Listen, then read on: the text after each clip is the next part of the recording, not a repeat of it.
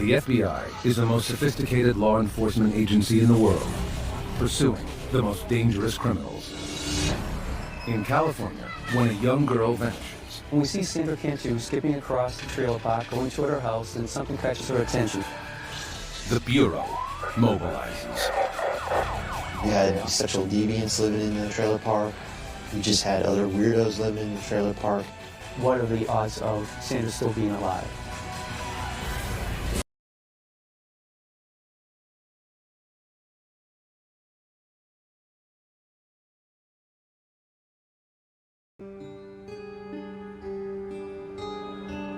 March 27, 2009. In the blue-collar town of Tracy, California, 8-year-old Sandra Cantu heads home after school. The second grader makes her usual afternoon rounds, knocking on doors and looking for playmates in her mobile home park. 오늘 기봐요, okay? All right. There's only 100 people that live here, so it's a very close-knit community. All the residents here knew each other and pretty much trusted each other.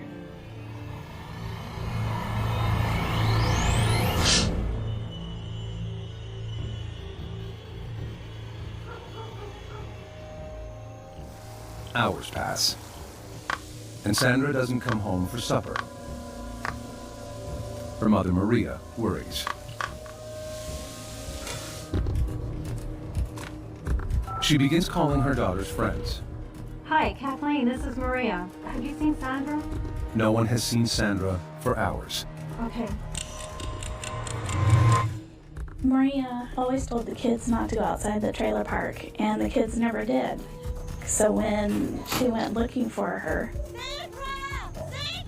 and couldn't find her, she knew something was wrong.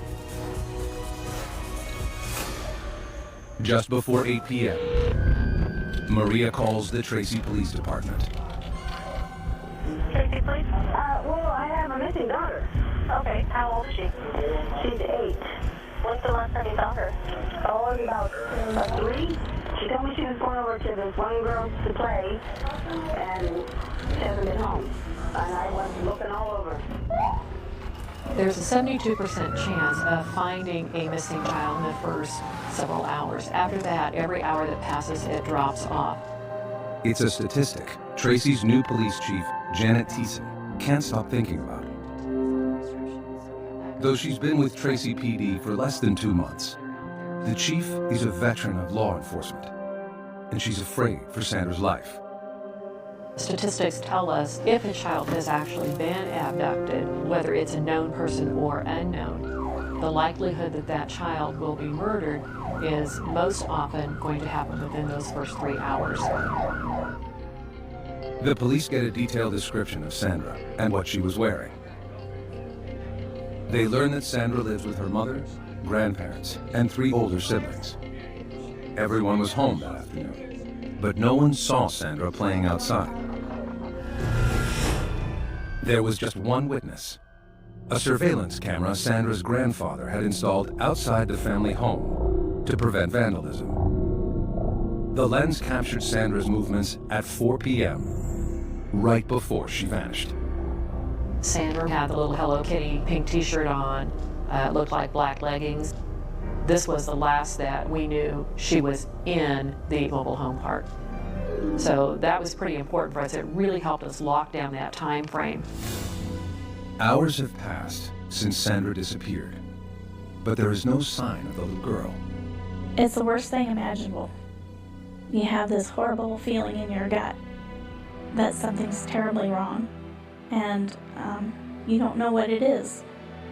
A mother of 2, Chief Thiessen empathizes with the family's growing anxiety. It's just heart-wrenching, and we have a job to do. We have to move forward through it. But I think there's that human side of all of us that we think in the back of our mind, is this going to be that time where it's bad?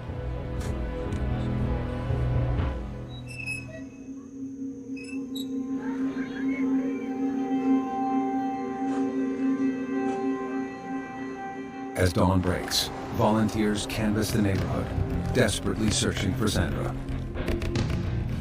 With no known suspect or vehicle description, Tracy police are stumped. They issue an urgent bulletin on a missing child, which alerts the FBI's Child Abduction Rapid Deployment Unit, or CARD. Comprised of the world's leading experts on child abduction, the CARD unit can mobilize anywhere in the country within 4 hours. Team leader, Special Agent Joseph Bryan, and his colleagues rush to Tracy as soon as they get the alert. When we first responded to the Tracy Police Department, one of the first things they asked is, what are the odds of Sandra still being alive? Statistically speaking, 97% of the children who are abducted at this point in time have been murdered. But it's our job to focus both the FBI and the Tracy Police Department on that 3%, because there's a chance that she is alive. For the first time in his 15-year career, Special Agent Bryan gets a first-hand look at what is at stake in the video of Sandra's last known moments. To see Sandra was something, as an FBI agent, you don't see on a regular basis. And it was just something that had an emotional impact. The case hits close to home for Special Agent Todd Davis. I had 3 little girls that I raised, and so it's very emotional, particularly when you're trying to find a child. You get very focused on that, and you forget to eat. You don't sleep when you go home. You can't get that out of your head. The FBI's first priority is questioning all the residents inside the neighborhood. They quickly realize that Sandra's popularity makes everyone a suspect. So, how was your day? Good. She talked with everybody. She always asked if she can help with their yard or help cooking. She liked to cook. Sandra was very friendly. She had a way to just capture your heart, and she had a beautiful smile. She was always smiling. Like most of the children here, Sandra was allowed to roam free, and everyone opened their doors to the little brunette with a quick smile. Sandra was in just about every trailer, and she knew just about everybody. So it made our job a little bit more difficult because every trailer was now in play for us to investigate. Roadblocks are put in place around the area, and all vehicles searched. Investigators have no solid leads until they get a tip from a concerned neighbor, the mother of Sandra's best friend. The neighbor sends a text message to Sandra's mother that a large suitcase was stolen from her driveway around the same time Sandra went missing. It could be an unrelated incident, but investigators are concerned. The neighborhood borders the 205 freeway, which connects the Bay Area to the town of Tracy. It would have been very easy for someone to come into this area, drive a couple blocks, see this little girl, and pick her up. If in fact it was a stranger abduction in that type of a scenario, would we ever be able to get any information? The FBI speculates about who Sandra's abductor might be. Our behavioral analyst unit told us that we should be looking at predominantly male individuals who knew Sandra, who resided in the trailer park. So we started to look at individuals who had contact with Sandra over the past couple of years, adult males in particular. But at this point, their profile is hypothetical and only based on statistics. In this case, we don't have a crime scene. And without a crime scene, there really is insufficient information that we can use to form a profile about what might have happened. There's one other thing the FBI profilers know is likely: that Sandra's abductor knows her well and is someone close to home. You never know with individuals who appear to be your friends what secrets they have locked in their closets.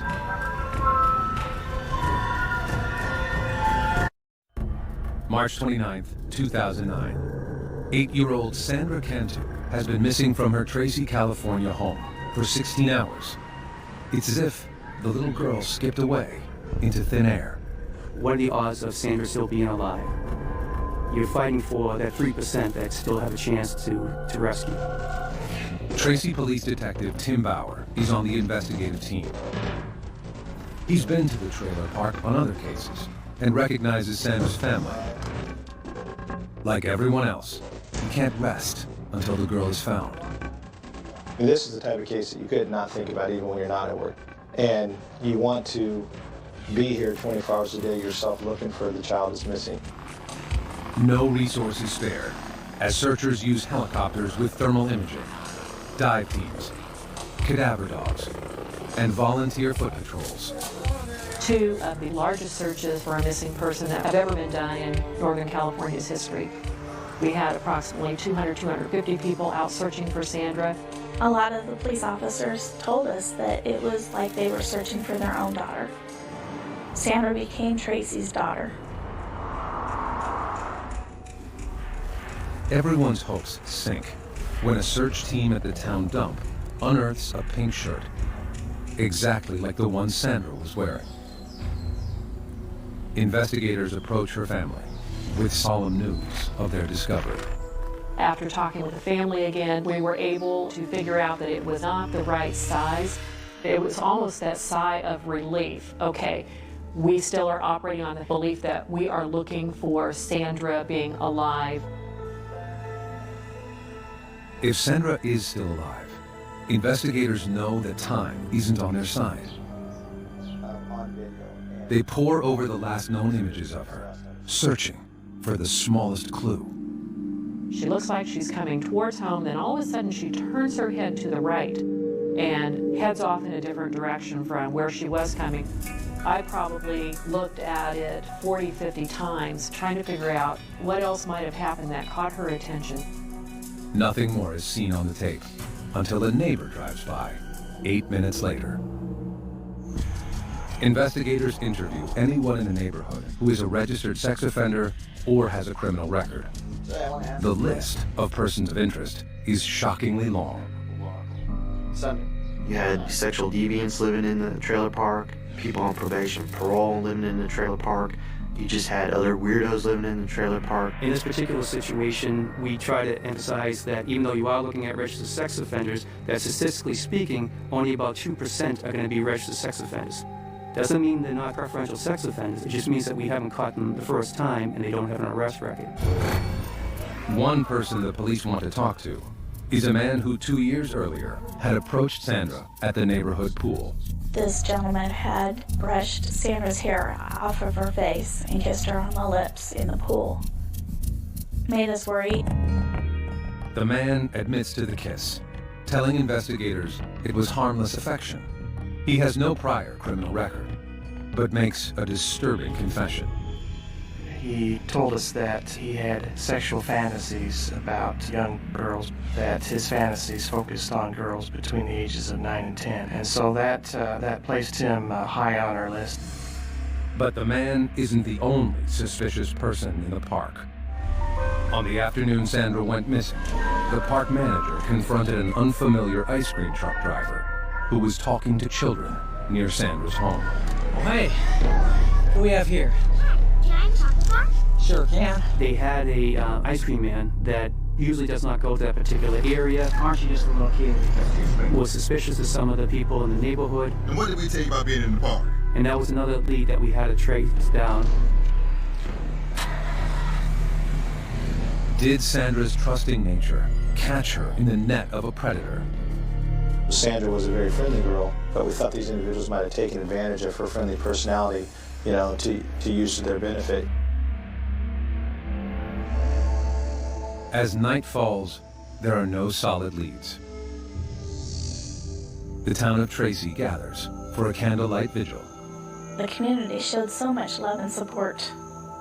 They left stuffed animals, hundreds and hundreds of stuffed animals they left as a memorial to her. Investigators are there too, lending support and looking for suspects. The peaceful ceremony is shattered when a woman frantically approaches FBI agents. She's screaming, "I found something, I found something." It says Cantu. So myself and a couple other agents and one of the police officers, we follow after her. She's still hysterical, she's still yelling, she's still screaming. We get over to where the mailboxes are in the complex and she just plops down. She points, "It's over there." Investigators are stunned when they read its dire message. Cantu is in stolen luggage in water at the Shetty in Whitehall. Signed witness. After 2 days of searching, there is no trace of 8-year-old Sandra Cantu. All the FBI and Tracy, California police have is a growing list of persons of interest. There were several individuals in the trailer park that jumped out as that needed a little extra attention. These were individuals that had either been involved in drugs, crimes against children. Then, a startling lead lands in the lap of investigators. A neighbor walking to a candlelight vigil for Sandra finds something suspicious in the park. I was just walking by and I saw her on the grass and Investigators gather the note, which has a chilling message. The note said, Cantu is in stolen luggage in water at Pichetti and Whitehall, signed witness. San Joaquin County Deputy District Attorney Thomas Testa is suspicious. And what's so interesting about this note is it almost looks like there are deliberate misspellings. I mean, a very simple word "on" is misspelled, and an FBI expert looked at it and gave an opinion that it looked like someone was camouflaging the writing, hiding their true writing. Is the note true? Or is someone trying to throw the police off track? Investigators can't take that chance. At daybreak, agents immediately order a search of the ponds near the address, 2.5 miles from the trailer park. The intersection borders a river and a dairy farm, and there are several settlement ponds for cattle manure runoff. Investigators aren't sure where to look. In the settling ponds, it makes it extremely difficult to search because of the sewage that had flowed into those settling ponds from the dairy. It makes it impossible for divers to locate anything. Investigators have no idea whether Sandra's body is in the pond. They have a lot of questions and turn to the note's messenger for help. 28-year-old Melissa Huckabee is the same neighbor who reported a suitcase stolen from her driveway the day Sandra went missing. A friend of the family, Melissa is a single mother raising a 5-year-old in the home of her aging grandparents. Her daughter is Sandra's best friend. Her daughter played with Sandra, and her family was church-going people. Her grandfather was the pastor at the church around the corner, and she was a school teacher there. So as a family, we felt safe having her there.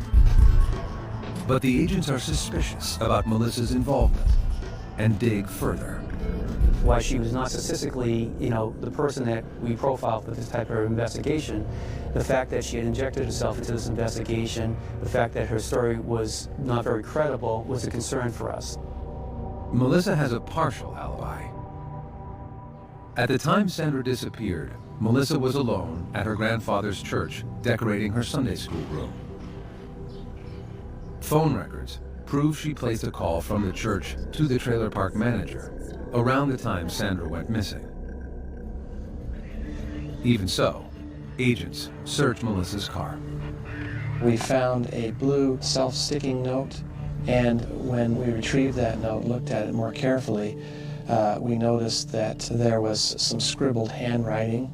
Closer inspection of the note reveals something suspicious.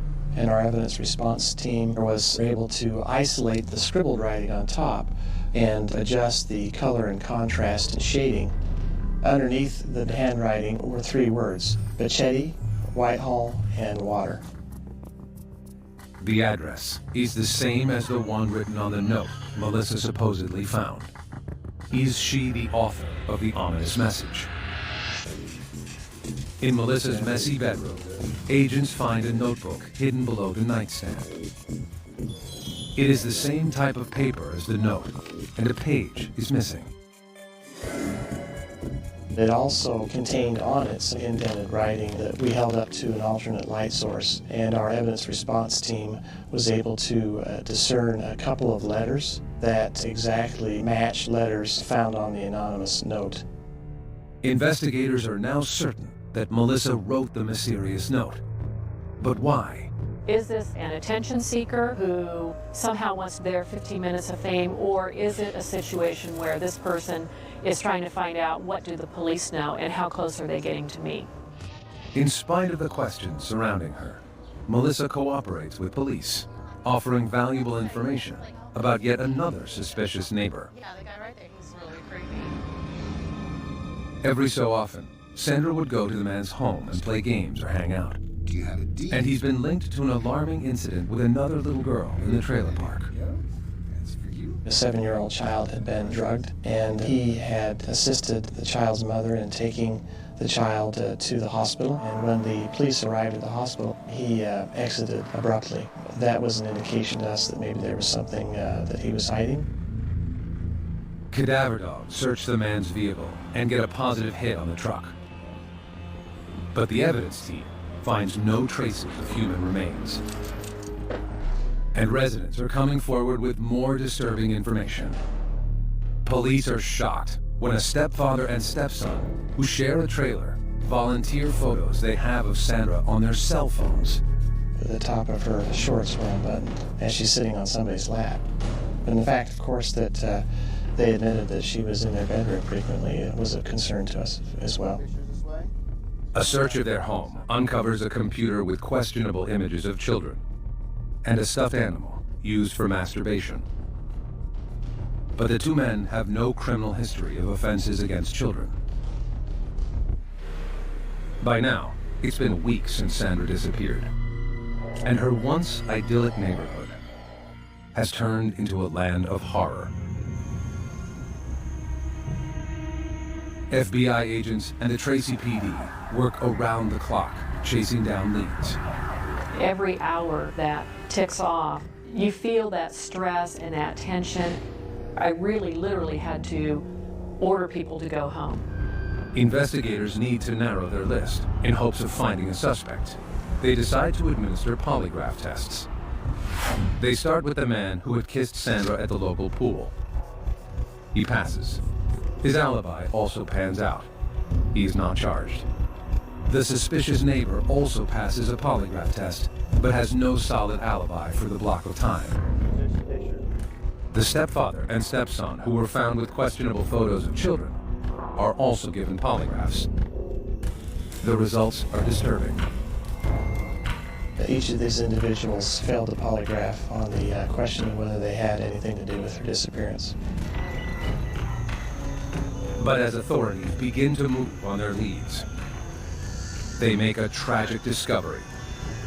The suitcase surfaces.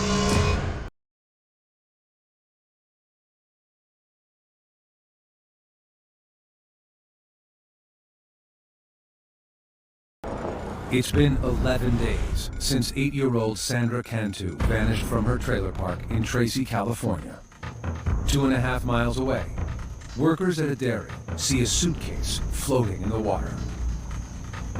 They call the sheriff, who rushes to the scene with Tracy PD and the FBI. Is she in there? We wanted to know, but at the same time, we didn't want to open at the scene, obviously, because we want to protect the integrity of what's inside. Hairs and fibers, other pieces of evidence that can link us to who did this, if this is actually Sandra in the suitcase. The suitcase does not have any identifying marks, but the zippers are tied together with a thin white string. Standing knee-deep in sewage, the evidence team lifts the suitcase and places it in a body bag. Immediately, the one thing you noticed was the weight of the suitcase. There was definitely something inside the suitcase. As we start to carry the body bag out, all of a sudden you can smell the smell of death.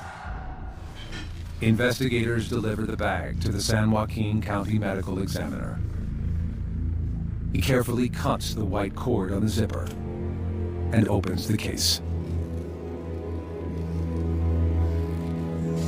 Inside is a young girl, curled into the fetal position. Dental records and her clothing confirm what investigators don't want to hear. It is Sandra Cantu. It's devastating. You know, we lived up to this moment that she's still alive. We gotta find her. She's still alive. We can find her. We can find her. And then, at this point, we can't. Sandra's body is fully clothed, in the same outfit she was wearing when she disappeared. Toxicology reports reveal she was drugged with benzodiazepine, a powerful sedative. There are no obvious injuries on Sandra's body. No scratches, bruises, or cuts. except a small scrape on the inside of her bottom lip. The coroner determines that she was sedated, then smothered, before being put in the pond. And there's something else. The doctor determined that she had been sexually assaulted, and at first was kind of confused because of the angle that had been used for the sexual assault, and kind of determined that it had been with a foreign object. After assaulting her, Sandra's killer completely redressed her body. What it suggests to me is that this was an individual who knew Sandra and perhaps may have felt remorse and wanted Sandra to be presentable. Special Agent Marcus Knudsen stays with Sandra's body as she is taken for x-rays and then to the morgue. Knudsen, himself a father of the young girl, can't bear to leave Sandra alone in the dark again. It hurts because this is a young girl. She had everything going for her. You know, why? Why take the life of a young girl? The case is now officially a murder investigation. But before authorities can begin, Chief Thiessen has the painful task of informing Sandra's family. It's so hard when you see something that's happened to a young child. There's no easy way to tell somebody that your child is dead. It's news Sandra's family is not prepared to hear. When they came to tell us that they found Sandra, the most primal screams that you can imagine, and wailing and disbelief, and just not wanting it to be true. To me, she was beautiful, baby.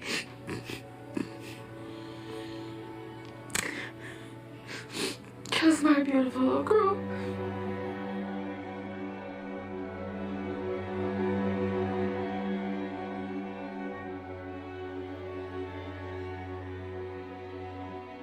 Once I had delivered the messages, I needed to have a few moments just by myself. This was just so highly charged. I had to take a few minutes, and I'm sure that there were a few tears that escaped. And then it's back to take that deep breath and back to the job at hand.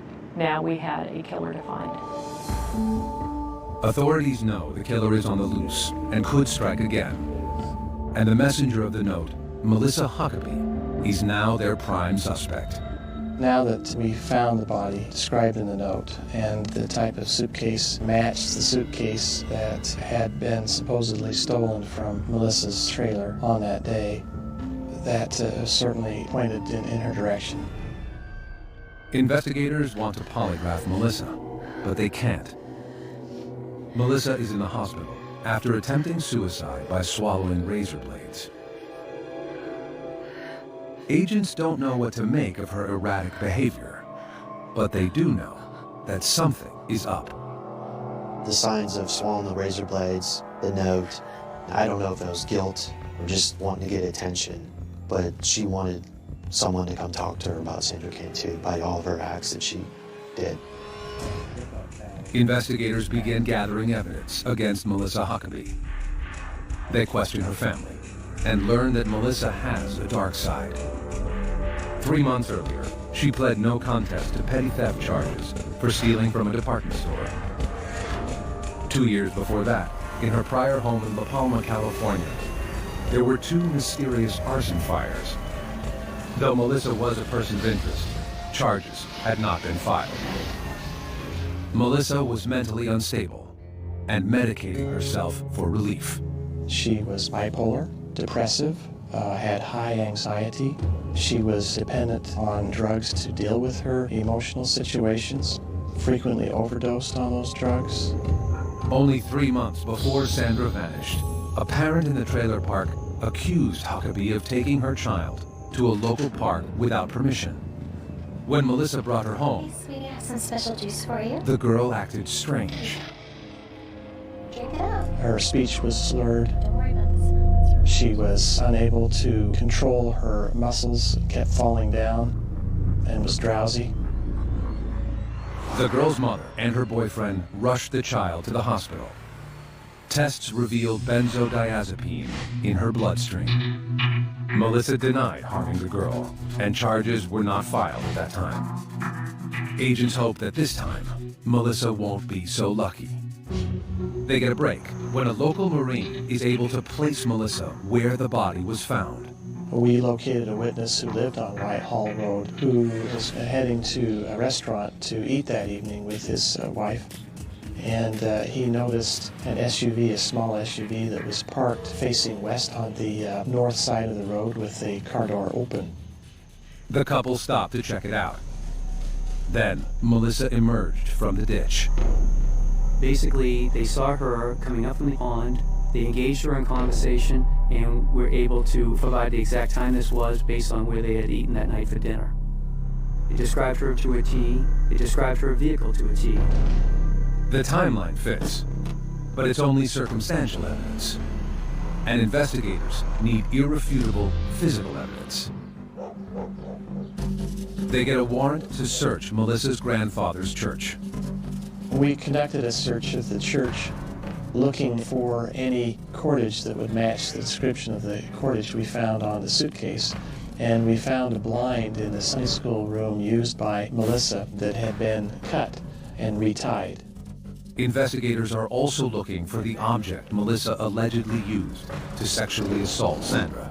We covered the church head to toe with alternate light source, looking for bodily fluids and blood.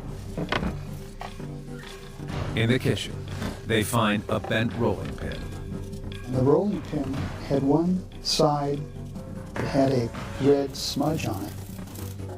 So they collected it with gloves, of course, put it in a bag, and tried to find fingerprints on it, and collected that smudge. Now, agents have to wait for the crime lab to do its work. They want the case to be rock solid before they make an arrest. They won't have that luxury. 5 days after entering the hospital, Melissa Huckabee is released. Her daughter and grandparents have left town, and her house is empty. Police wiretap Melissa's phone. The next day, they hear a phone call that stops them in their tracks. She asked for Sandra's sister to come down and play with her daughter. Hey, Maria. Yeah, I was wondering if your daughter could come over and play with mine. Clearly, the concern for the Tracy Police Department and the FBI was that Melissa Huckabee was now asking this girl to come down so she could kill this young girl, just like she had killed Sandra. 2 days after she is released from the hospital, murder suspect Melissa Huckabee invites her victim's older sister to her house. She says it's for a playdate, but FBI and Tracy, California police fear she has sinister plans. Here we go again. She's going to try to pull this off again because in her mind at this point she believes she got away with it. Unaware that Melissa is suspected of murdering their daughter, Sandra's family is about to send her sister over to play. My boss says, hey, get over there right now, drive as fast as you can to get there, and right before you get there, shut your lights down and get in there and then just walk up like everything's cool and knock on the door and make sure we don't got another little kid in there. Detective Bauer races to Melissa's house, fearing the worst. When we get over there, we knock on the door, and when Melissa answered the door, there was a neighbor's daughter in there who our surveillance units thought might be Sandra's older sister, but, fortunately it wasn't. Trying to act casual, he convinces Melissa to come down to the station for a formal statement.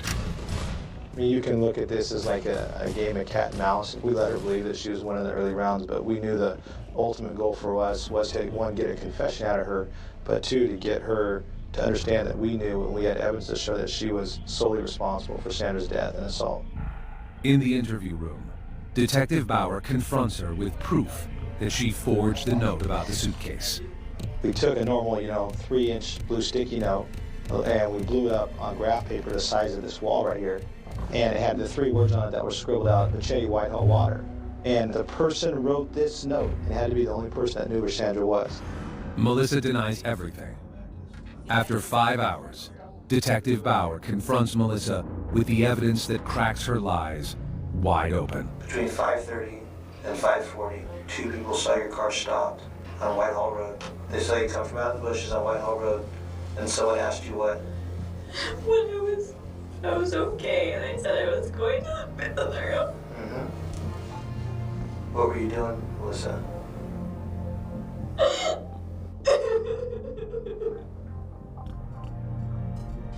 It was an accident.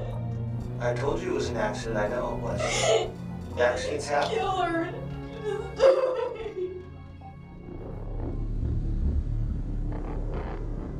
Melissa claims Sandra's death was a horrible accident. A misguided game of hide and seek with Melissa's daughter. Melissa says she became distracted and forgot about Sandra in the suitcase. She drove to her Sunday school room at the church and began working. I went to church. I was there. And when I came outside, I looked at my suitcase. I went to take it out and it was heavy. And she was in there. And she wasn't breathing or anything. What did she look like? She looked pale. And then I killed her. Huh? I thought that she was dead. And I panicked. So what happened? I tried to wake her up and she wouldn't wake up.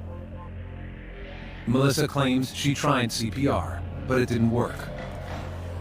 She zipped the girl back into the suitcase and decided to hide the body in the pond. And I killed her.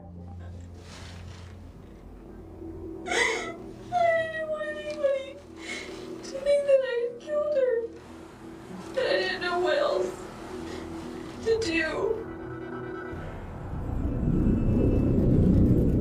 Melissa denies sexually assaulting the little girl, but her partial confession is enough for Tracy PD to arrest her for the murder of Sandra Cantu. Investigators tell Sandra's family the stunning news. We felt very betrayed to know that it was Sandra's friend's mother who did this.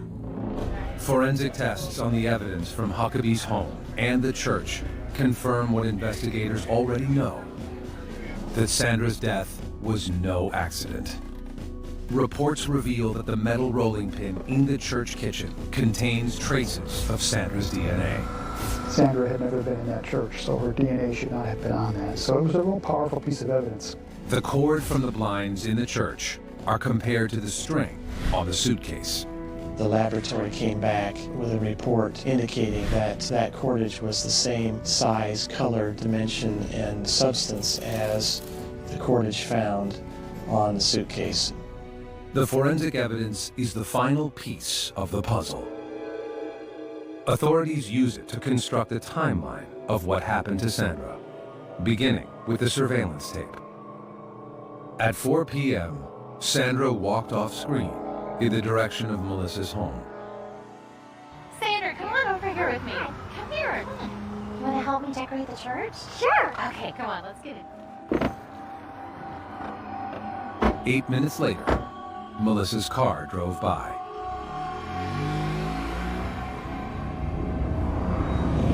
After driving Sandra to the church, Melissa gave her a drink laced with benzodiazepine. Almost got it ready.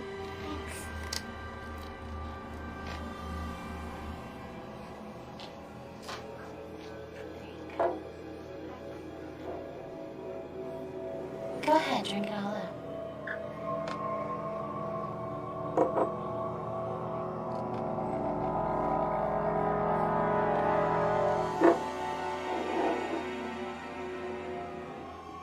When the girl was unconscious, Melissa made her move. Around 5 p.m., phone records show that Melissa made a call from her grandfather's church to the trailer park manager, reporting her suitcase stolen. She started thinking of needing to cover her tracks by making sure she reports the suitcase that has Sandra's body was stolen. So suitcase is found, she could claim, well, someone stole it and someone else must have put the body in it. Then, shortly before 6 p.m., the eyewitness saw Melissa near the pond. Sandra Cantu was dead before her mother ever called 911. May 10th, 2010. Faced with overwhelming evidence, Melissa Huckabee takes a plea deal and admits guilt in the kidnapping and murder of Sandra Cantu. All other charges are dropped including charges of drugging and rape. I think that's a testament to the strength of the case and to the credit of the detectives and the FBI, is that she probably thought there was no way out. She probably would have been given the death penalty had the case gone to trial. Melissa is now serving life in prison without parole. When asked why she killed Sandra, Huckabee has no answer. She never would tell me why she did it. To this day, she still says, I don't know why I did it. She knows why she did this, and she just won't tell anybody. We don't care. I don't care to know, because it's a sick individual that would do something like this to a child. We view Melissa as a monster. Monster. Female child killers are rare, with less than 10% of murders attributed to women.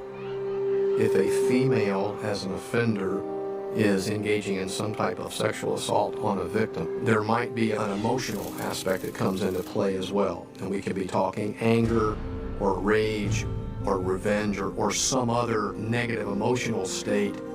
Authorities speculate Melissa Huckabee may have killed out of jealousy that Sandra was stealing her own daughter's affections away, or out of a need for attention and praise. I still cannot understand why I did what I did.